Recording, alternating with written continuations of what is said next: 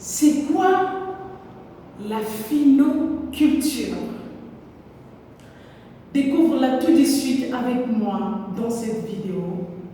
Salut, je suis Alex Janie Iboku, psychothérapeute, coach de l'autonomie affective et financière.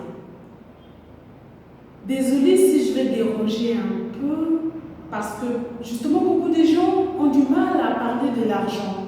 On pense que c'est de l'avidité. Mais vous savez, c'est parce que l'argent est tabou qu'il fait trop de dégâts. C'est comme le sexe. Moins on en parle, plus il y a de dégâts. Bon, maintenant, on en parle aujourd'hui avec toi. Je t'ai posé la question de savoir c'est quoi la phinoculture. Eh bien, la phinoculture n'est autre que la culture de finance. Pour commencer, nous allons rapprocher l'agriculture de la phinoculture. Pour être sûr que tu vas s'aimer un arbre fruitier et qui va te donner sûrement des fruits dans quelques années, tu as besoin de 4 éléments principaux. 1. Une terre fertile. 2. Une semence de qualité. 3. Des efforts ciblés. Et 4. De la patience.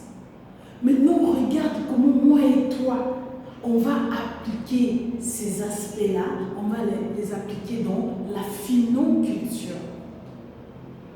Pour être sûr que tu peux s'aimer un argentier qui va produire des fruits d'argent dans quelques années, tu as besoin de ces mêmes 4 éléments.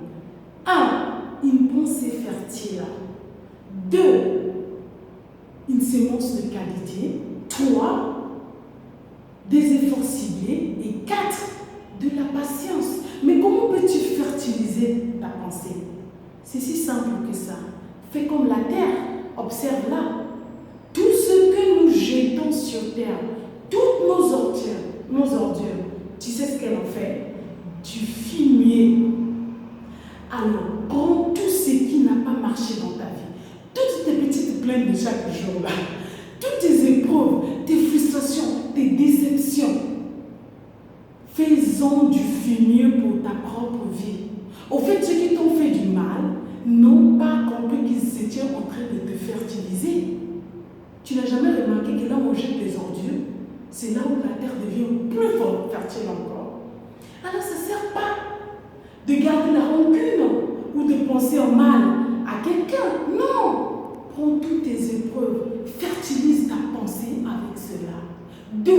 La semence de qualité. Quand je te dis de fertiliser ta pensée, c'est-à-dire prends toujours tout ce qui s'est passé dans ta vie en bien. Peu importe, je dis bien en bien. La semence de qualité, c'est tout ce que tu vas mettre dans ta pensée. Peu importe l'occasion, que ce soit l'achat d'un livre, que ce soit que tu suis la télé. Mais ce n'est pas parce que tu n'écris pas que tu n'es pas en train d'apprendre. Tu apprends à chaque instant. Quand tu suis la télé, dès lors que ton cerveau est curieux, dès lors que tu veux comprendre ce qui va se passer après, mais ce que tu es en train d'apprendre, alors choisis bien ce que tu mets dans ta pensée parce que c'est une semence et ça doit être de qualité. Et comme nous sommes en train de parler de l'argentier, comment on va s'aimer notre argentier? Mais c'est ton argent. Va chez toi, repars chez toi. Compte ce que l'argent que tu as mis dans tes chaussures, l'argent que tu as mis dans tes sacs à main, l'argent que tu as mis dans tes costumes ou dans tes jolies robes. Il n'y a rien de mal. Déjà là, moi j'ai porté une robe. On ne dit pas qu'on ne va pas porter les habits, mais s'il te plaît, ne mets pas tout là-bas. Saigne ton argentier. C'est-à-dire, prends toujours une bonne partie de ton argent, investis-le. Investis ton argent. C'est ça, ta semence. Tu veux gagner de l'argent alors que tu ne veux pas s'aimer l'argent. Mais comment est-ce possible? Avant de gagner l'argent, sème-le. Sème ton argent. J'allais dire, investis. Le 3e élément, des efforts de qualité, des efforts ciblés, pardon. Aligne tes efforts avec ce que tu veux obtenir. Ne sois pas comme quelqu'un qui veut aller à gauche et malheureusement prend la droite. Tes pieds ne vont pas là où ils vont. Mais pourquoi tu laisses tes efforts aller là où ils vont? Chaque jour tu fournis des efforts. Mais où vont ces efforts-là? Est-ce qu'ils vont dans le sens contraire de tes objectifs? Aligne tes efforts avec tes objectifs. C'est ça ce qu'on appelle des efforts ciblés. Et enfin, sois patient. Ce n'est pas parce que tu as investi, il y a de cela 2 mois, tu veux déjà avoir des millions, des milliards. Non! La phinoculture t'exige autant de patience que l'agriculture te l'exige.